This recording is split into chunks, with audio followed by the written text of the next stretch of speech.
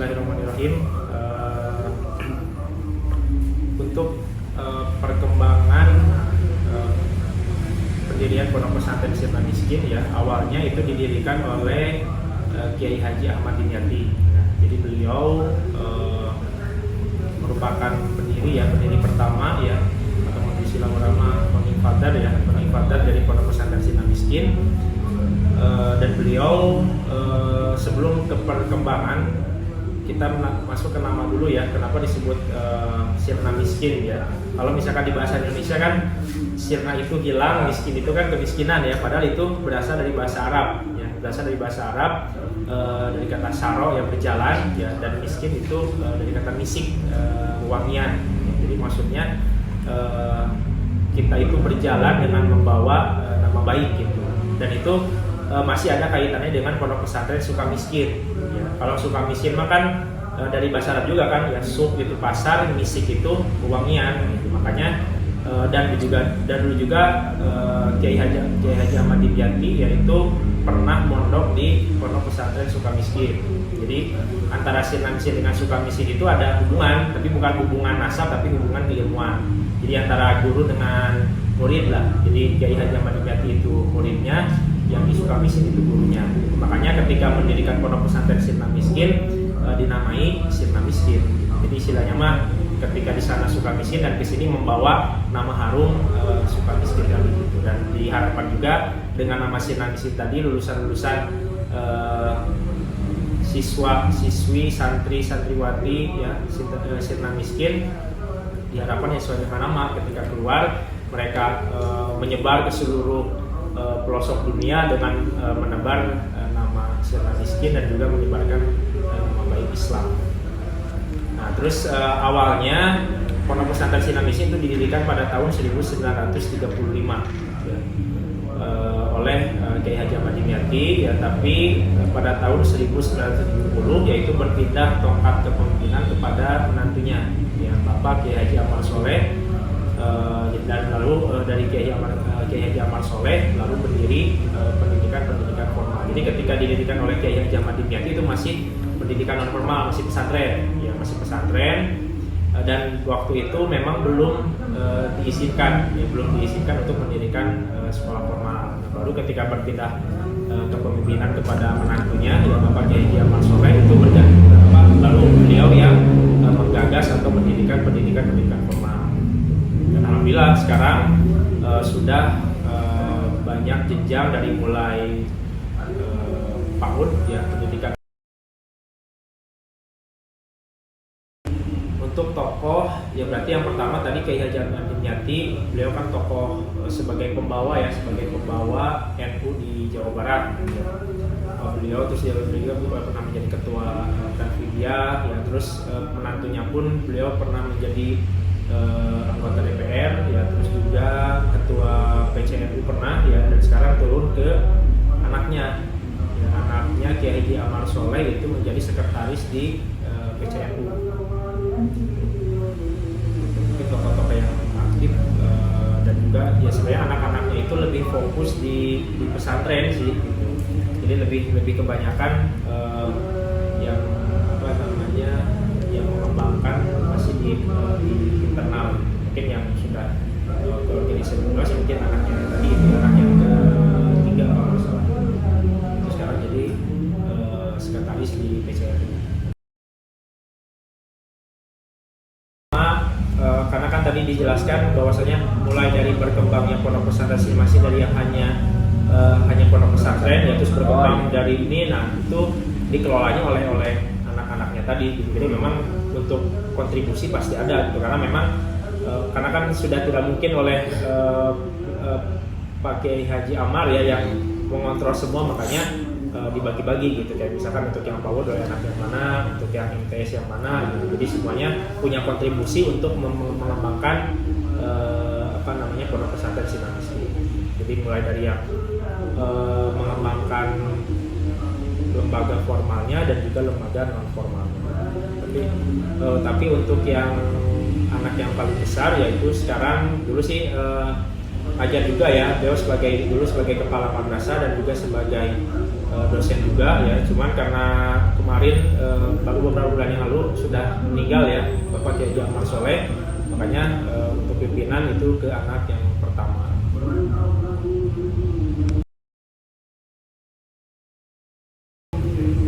Baik, untuk nilai-nilai yang ada di Pondok Pesantren Sinar Miskin yaitu ditekankan lebih kepada akhlak ya. Jadi santri-santri itu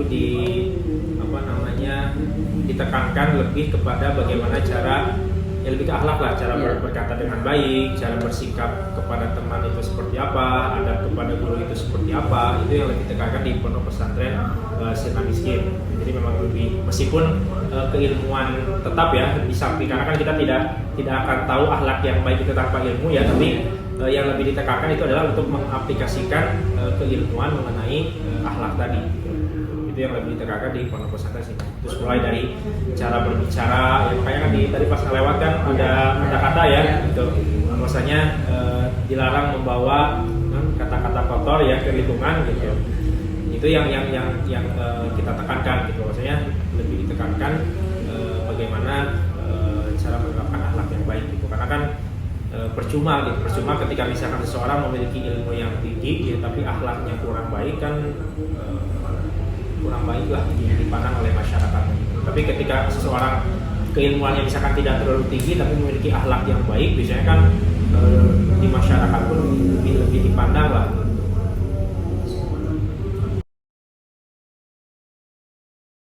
Baik, yang paling berdampak itu sebenarnya kalau misalkan dalam metode pembelajaran sih secara keseluruhan nggak ada ya. Cuman kalau misalkan dalam perkembangan informasi kan memang sekarang informasi itu segala bisa diakses dari handphone ya, dari gadget ya. Nah terus untuk ada nggak sih dampak ya dalam kegiatan pelajaran? Sebenarnya kalau misalkan dampak ada ya, pasti ada. Terlebih bagi anak-anak santri yang hari ini ya sudah tidak bisa lepas dari handphone dan tidak bisa lepas dari gadget, itu biasanya tantangan kita pertama bagi yang santri mukim ya. Santri mukim kan di sini itu tidak diperbolehkan membawa handphone ya. Sedangkan kalau misalkan di sekolah ya, khususnya kalau misalkan yang aliyah kan itu lebih banyak tugas diberikan via WA atau misalkan mengerjakan tugas menggunakan laptop dan sebagainya, aplikasi dan sebagainya ya. Itu kan menjadi tantangan. Nah, tapi karena kita harus tetap menjaga komitmen ya, bahwasanya santri itu tidak boleh membawa gadget yang membawa HP, makanya untuk ya solusi yang kita ambil yaitu adalah dengan menyediakan fasilitas. Jadi meskipun anak-anak itu tidak diberikan handphone ya, tidak diperbolehkan membawa gadget, tapi tetap kita memberikan fasilitas dengan menyediakan PC, menyediakan laptop yang biasa diakses oleh santri. Jadi tetap istilahnya nyenagain di pesantren, tapi tetap bisa mengakses informasi di luar. Tapi tetap itu juga dibatasi ya, ketika misalkan ketika tidak ada jadwal sekolah atau ketika tidak ada jadwal mengaji baru boleh mengakses komputer tersebut. Jadi tetap ya, meskipun tidak boleh ya, kita nggak bisa menutup lah bahwasanya udah nggak mungkin ya, mau nggak mau kita harus mengikuti perkembangan zaman gitu. Makanya dengan menyediakan fasilitas tadi ya, santri juga boleh nggak untuk keluar pesantren apa naon gitu ya. Tapi jadi kita tetap menyediakan fasilitas untuk mengakses informasi di luar. Mungkin dari tantangan yang lain ya, mungkin karena kita posisinya ada di tengah kota ya, yang mana santri-santrinya pun kebanyakan santri-santri kota gitu. Jadi jarang, meskipun ada beberapa tapi jarang yang misalkan dari kampung atau dari mana. Jadi memang yang santri kesini itu pun itu sudah tahu kehidupan kota itu seperti apa. Mungkin yang jadi kendala atau misalkan yang jadi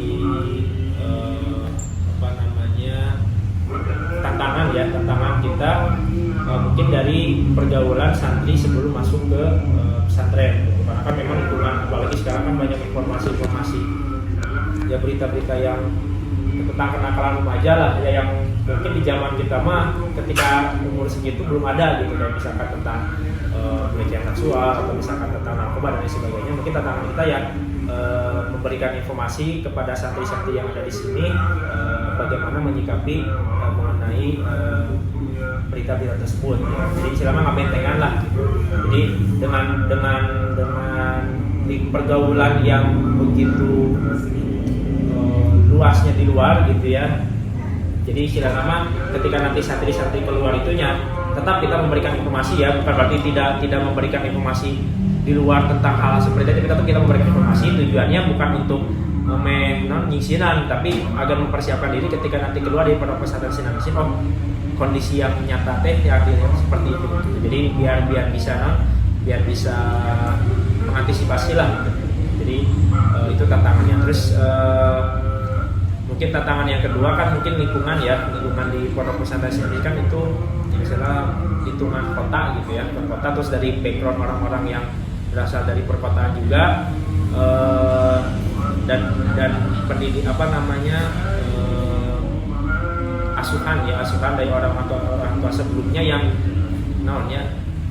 istilahnya kan lebih banyak dimanja lah gitu. Jadi ketika ada permasalahan di pesantren itu, contoh misalkan ketika menu makanan yang tidak sesuai, misalkan biasanya di rumah segala ayah gitu, tapi ketika di pesantren kan nya saayana gitu ya, biasanya ada yang protes, ada yang apa, tapi ya tetap kita memberikan, bukan berarti pesantren tidak memberikan yang terbaik gitu ya, karena memang pertama ya banyak keterbatasan pesantren, tapi tetap pesantren itu memberikan sesuatu yang terbaik bagi santri. Jadi ketika misalkan ada menu-menu yang tidak sesuai ya kita istilahnya ngobrol dengan orang tua gitu, seperti apa maunya. Dan kebetulan di pondok pesantren Sinar Miskin pun itu tidak semuanya bayar gitu, tidak semuanya bayar gitu. Jadi memang ada beberapa yang di istilahnya subsidi sedang.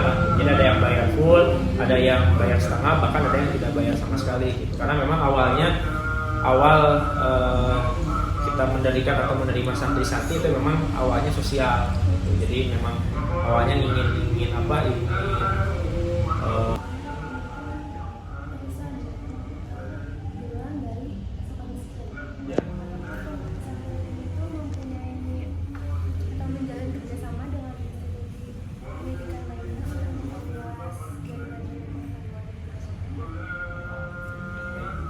kerjasama dengan institusi yang lain mungkin selama ini belum ya. Jadi kayak misalkan tadi disebutkan bahwasanya ada hubungan dengan Sukamiskin ya, tapi itu bukan hubungan kerjasama misalkan menjalin, tapi kayak hubungan keilmuan lah, kayak misalkan antara guru dengan murid. Tapi kalau misalkan kerjasama dalam metode pembelajaran atau misalkan metode pendidikan dan sebagainya, setahu saya belum ada. Jadi kayak misalkan pendidikan dan lain sebagainya itu memang masih dikelola oleh pihak yayasan pesantren sendiri gitu. Jadi selama ini masih belum ada kerjasama dengan yang lain. Jadi ya itu mah dengan Sukamiskin hanya sebagai sebatas hubungan keilmuan gitu, antara guru dengan murid. Ya, karena hanya istilahnya tadinya murid kepada guru, akhirnya namanya pun dimiripkan.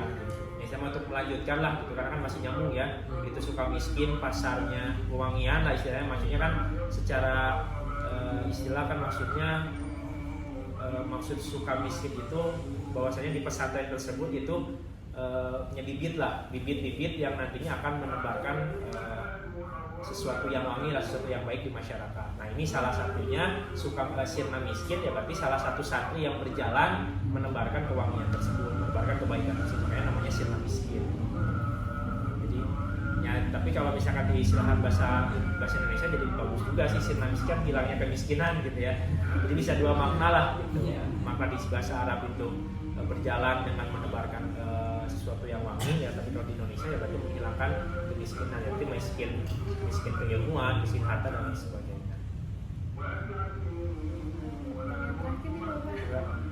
Jadi dilihat dari latar belakangnya, Ponpes Sinar Miskin ini kan adalah ponpes Nahdlatul Ulama ya, di Jawa Barat. Ponpes NU di Jawa Barat. Ya, pendirinya. Ya.